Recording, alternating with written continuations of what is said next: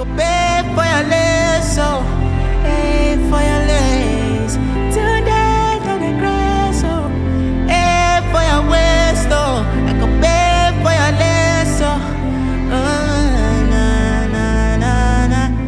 suis Désir Danga, je me définis comme narrateur visuel déjà.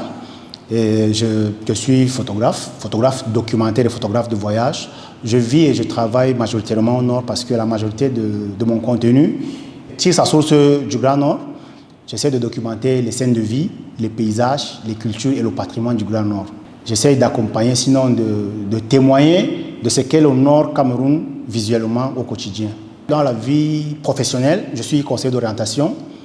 Mais aujourd'hui, la photographie a pris le dessus parce que, déjà étant photographe documentaire, je travaille pour des agences de presse notamment. Je suis un pigiste pour Reuters au Cameroun. Et j'ai aussi fait des travaux de commande pour des organisations non gouvernementales. Je travaille pour j'ai fait des travaux à la commande, mais je suis vraiment niché photographe documentaire et photographe de voyage.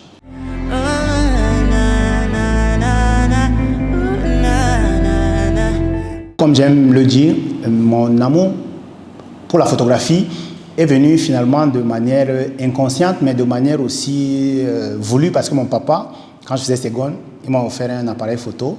Et ça a essayé de développer un sens visuel en moi qui s'est perduré.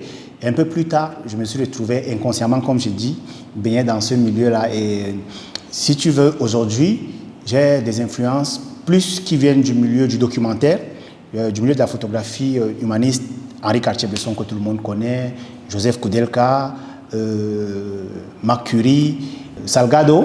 Et ici en Afrique, j'ai des photographes ghanéens comme James Barnor et aussi l'autoportraitiste Fosso qui m'ont beaucoup influencé par leur démarche et par le regard qu'ils posaient sur le monde, qui est déjà un regard humaniste, un regard empreint d'une certaine sensibilité qui respectent l'intégrité de ceux qu'ils filment en fait. Et ce sont ces influences qui ont aujourd'hui nourri mon sens visuel. C'est pourquoi dans mes photos, et je ne sais pas si vous l'avez remarqué, l'empreinte psychologique est très marquée. Et il y a une certaine poésie qui se dégage aussi quand je filme des paysages. C'est de montrer par ce regard bienveillant, par ce regard humaniste, par ce regard qui appelle à la sensibilité finalement.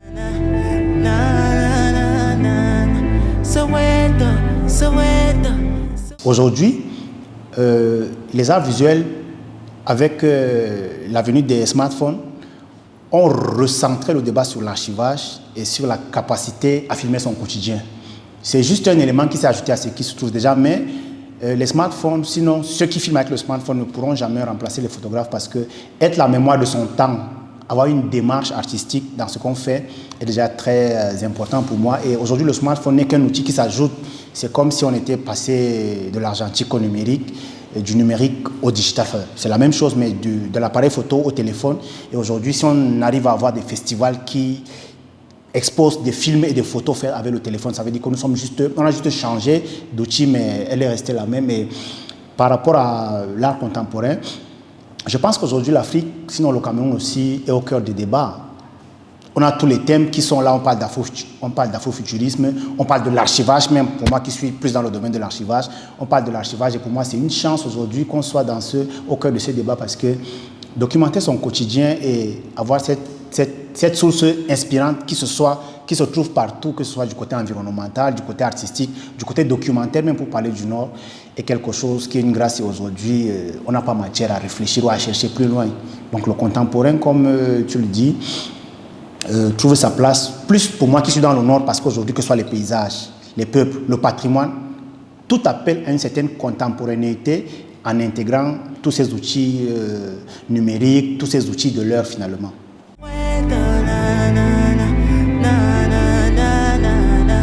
Le premier élément que je dirais du Nord, c'est que c'est une terre de diversité, que ce soit du côté du paysage, de la culture, du patrimoine, et cette diversité qui est riche, qui est coloré et qui a quand même gardé son essence patrimoniale jusqu'à aujourd'hui.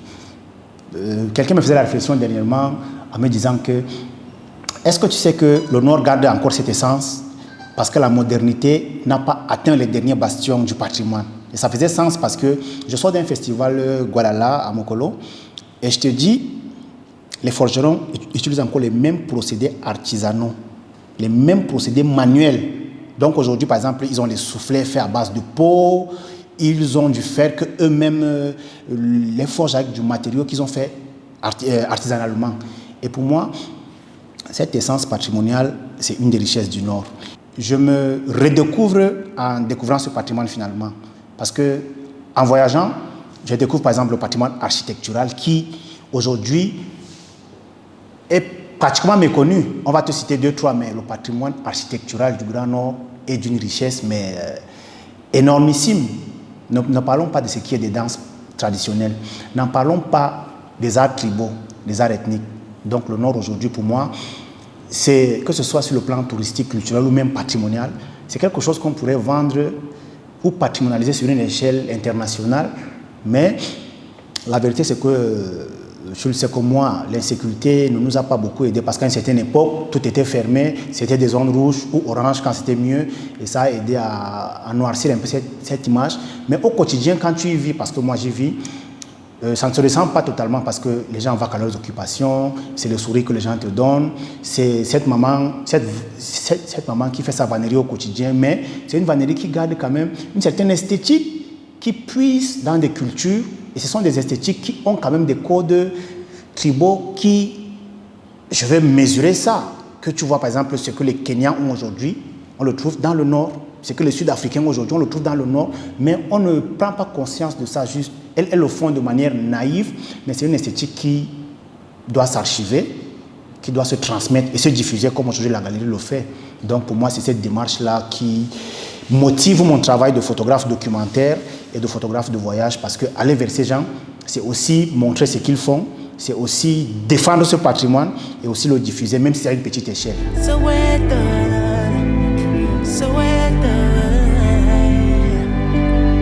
Tu sais comme moi que le Nord Cameroun a été tellement stéréotypé, il a toujours été vu sous un regard déshumanisant parce qu'on disait que c'est les gens qui ont faim, il y a la guerre là-bas, il fait chaud. Or, il y a une vie intense à l'intérieur du Nord où la maman qui n'a rien, quand tu viens lui dire bonjour, son premier geste, c'est d'apporter une calebasse d'eau fraîche et te donne. Le fameux djabama, comme on appelle chez nous, la bienvenue. C'est les gens qui sont solaires déjà, indépendamment du soleil qui frappe, ils ont un soleil de cœur qui les rend très humains. Et moi, le narratif que je défends aujourd'hui, c'est un narratif qui va en porte-à-faux avec tout ce qui se dit de stéréotypant sur le Nord. Je leur dis, mais vous-même, regardez pas mes images. Est-ce qu'elles ne parlent pas si fort que ça? Elles montrent le Nord, des gens qui n'ont rien, mais qui apportent le soleil du cœur, qui apportent leur résilience, qui apportent leur bienveillance, et finalement cette espérance de se dire que demain ira mieux. On connaît tous que Boko Haram a été un fardeau énorme sur les gens. Les gens ne vaquaient plus à leur occupation. Les gens ont perdu maison, bétail, les inondations. Toutes ces catastrophes n'ont pas empêché les gens du Nord à se dire que demain sera meilleur. Et cette résilience a forgé une sorte d'humanité finalement au cœur des gens. Et aujourd'hui, la première carte postale du Nord, c'est ce qu'on appelle chez nous le fameux Djabama. C'est la bienvenue. C'est de dire que si j'ai une gousse d'arachide, on la partage à deux. Et c'est ce partage-là qui définit ce peuple finalement. Et dans cette dynamique, c'est pourquoi quand vous allez dans un saré, vous allez trouver que les gens sont assis par terre autour d'une natte, ils mangent ensemble, ils papotent ensemble. Et c'est ça qui forge le narratif que moi je défends. Et c'est ce que j'essaie de le monter visuellement, que ce soit par les danses patrimoniales, par les scènes du quotidien ou même par les paysages finalement. Parce que c'est des paysages qui sont quand même assez pittoresques. Et si on ne le montre pas avec ce regard bienveillant, ce regard de l'émerveillement, on n'invite pas aussi l'autre à venir découvrir par lui-même et à casser finalement ce regard stéréotypé qu'il avait, de se dire que je suis venu, j'ai vu, j'ai témoigné, et voilà le Nord Cameroun. Et le Nord Cameroun, c'est une terre de diversité, c'est une terre d'émerveillement et c'est une terre de partage finalement.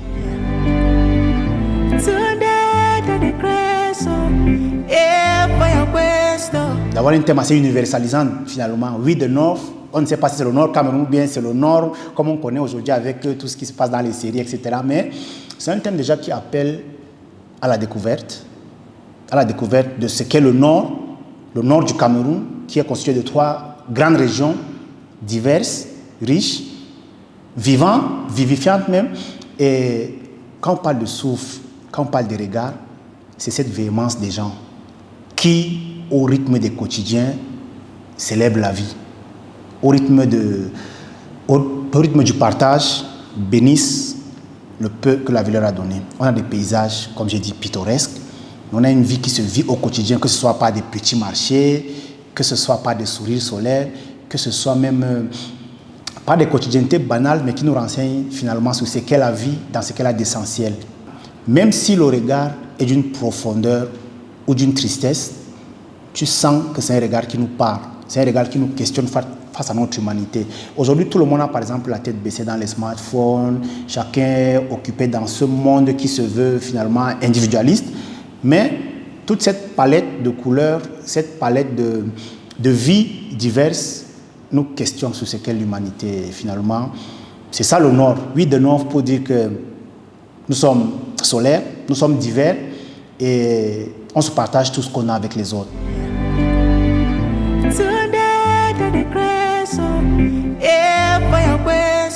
Ça fait sens même au thème de l'exposition déjà, We the North. Donc ça dit que c'est des énergies qui fusionnent pour essayer de présenter le Nord à ceux qui ne le connaissent pas. Parce qu'en général, les gens ont très mal catalogué le Nord. Et ce qu'on est prêt à leur montrer, c'est de leur dire que voilà, vous allez voir le Nord, à quoi il ressemble.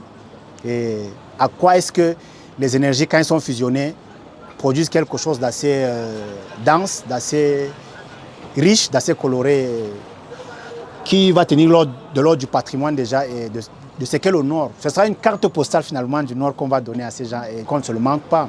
Le Nord est riche, mais il n'est pas valorisé parce qu'on le connaît très peu sur cet angle culturel, sur cet angle artistique qui fait des choses. Tout ce qui vient du Nord a quelque chose de chaleureux. Et c'est cette chaleur-là que nous, on va essayer de diffuser, de partager avec tout le monde. Et je suis d'autant plus reconnaissant que ça se passe à Yaoundé, qui est une capitale. Et généralement, il y a des gens qui sont nés à Yaoundé, qui sont camerounais, mais qui n'ont jamais pris la route pour aller au Nord. Et aujourd'hui, c'est le Nord qui vient vers eux et qui le découvre par cette galerie, va les inviter au voyage. Et c'est cette invitation finalement que nous, on essaye de venir avec pour leur dire que, OK, voici des cartes postales qu'on vient avec. Ça vous permet de venir voir le Nord, de venir voir ce qu'il a de patrimonial, comme j'ai dit tout à l'heure, de culturel, de touristique, de casser finalement les stéréotypes que les gens ont de ça. Et aujourd'hui, partout, on parle du nordiste. On sait que c'est quelqu'un qui est avenant, c'est quelqu'un qui est généreux, c'est quelqu'un qui est conciliant. Et aujourd'hui, avec tout ce qui se passe dans le monde, que ce soit les guerres, que ce soit les insécurités environnementales, les catastrophes naturelles, on a besoin de cette chaleur humaine. Et c'est ce qu'on essaie d'apporter modestement par cet art déjà. Et le narratif qu'on va essayer de défendre, parce qu'on a parlé tout à l'heure de regard et souffle. Le souffle, c'est quoi? Le souffle, c'est la vie. Le regard, c'est quoi? Le regard, c'est le jugement qu'on porte sur l'autre. Et tout ce qu'on va apporter, c'est ce sens de la bienveillance et finalement de se dire que le souffle qu'on veut donner, c'est un souffle de la vie. Cette vie qui se veut longue, qui se veut pérenne, qui se veut partager finalement.